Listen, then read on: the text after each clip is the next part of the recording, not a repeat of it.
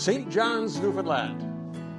This was Charles Lindbergh's last checkpoint before heading out over the vast expanse of the North Atlantic on his way to Paris and immortal fame. But Lindbergh would not have made that flight had not two French aviators disappeared a few days earlier, attempting the same feat, coming in the opposite direction. Their fate is one of aviation history's greatest mysteries. We think their flight ended here, in Newfoundland. With your help, we intend to prove it. In 1992, Tiger developed the theory that the missing French flyers had crashed in the Gull Pond, a remote body of water on the high muskeg of the Cape Shore Peninsula. Tiger expeditions to the Gull Pond in the 1990s used remote sensing technology and divers to search for wreckage. We're back in Newfoundland because new technology has revealed new information about the geology of the pond and revealed new targets for us to investigate. Tiger is coordinating closely with provincial archaeology offices and local Newfoundland archaeologists as Project Midnight Ghost moves forward.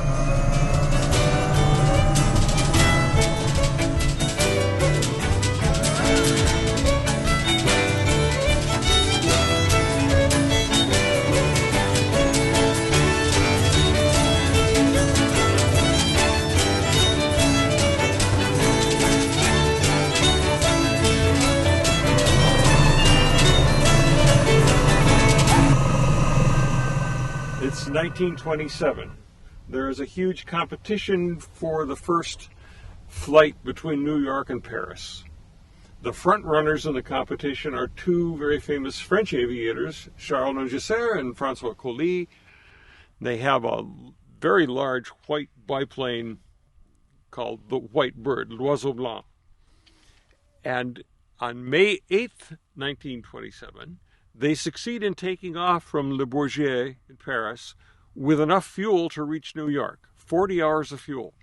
And the general assumption, the public, is, well, they're going to make it. These guys are really good, and this is the first time somebody has actually gotten an airplane off the ground with enough fuel to do this. And so everybody's waiting for them in New York the next day, and they don't show up. They have vanished, disappeared.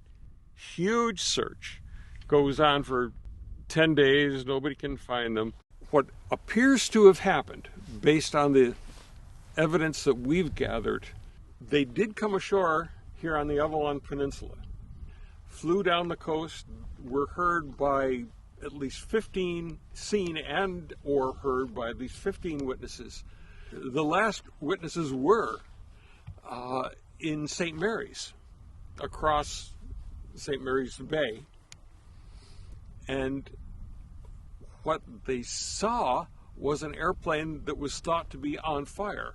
Now, whether it was really on fire or had suffered a coolant failure and what they were seeing was steam escaping, we don't know. But it's the only account of an airplane in distress. And I should stress that there were no other airplanes in Newfoundland at that time. These people saw an airplane, it was the White Bird. So we have the White Bird headed west across St. Mary's Bay, last seen in the vicinity of Red Head, which is over here a ways, and headed inland. Okay, so there's one body of evidence that's very well documented in accounts from that time, primary source stuff. On the other end of that, we have a huge body of folklore about this pond, Gull Pond, that says that on a morning in 1927, no date specified, a man trapping muskrat on Redhead River down here, about 3-4 miles away, heard a succession of 3 rapid explosions, unexplained. And then in later years, the earliest we know of for sure is reported to be 1932. People were reported seeing airplane wreckage on the little rocky island in the middle of the Gull Pond. We're going to test the hypothesis that having come in from Red Head down here, they saw this pond as a place to land. They needed water because the airplane could land on water, but they needed calm, protected water. And they made an approach to land on this pond. Nungesser, the pilot, couldn't see much of anything over the nose. And the theory goes that they landed here and they managed to hit that island.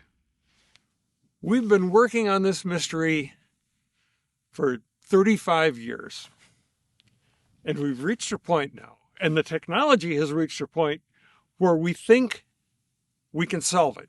We think we can find the engine of the white bird out here in this pond. But to do it, it will take planning, and it will take money. But if we can raise the money, we can find history's most important lost aircraft. Because if Nungesser and Coley had reached New York, Lindbergh would not have flown the Atlantic, and all the things that happened because he did would have happened differently. This won't change Lindbergh's triumph in any way, but it will solve one of aviation's greatest mysteries, the fate of the white bird.